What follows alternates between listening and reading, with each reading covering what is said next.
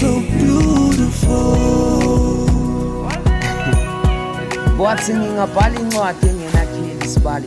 Inkinga ile mizwa ikuthanda daily wena dali uboqaphela izisheli zingakudidisi. Ubuhle bakho abuthengwa ngampande uyiqaphela imali.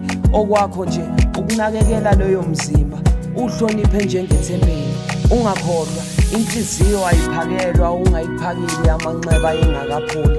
To tell you my story, nami ngiqala uthando ngingakajoli daily dali. Awusukume mkambabona, oh mina ngikhethe kahle. Wena phuma la ngasibothe lize lishone liphelelwe impilo.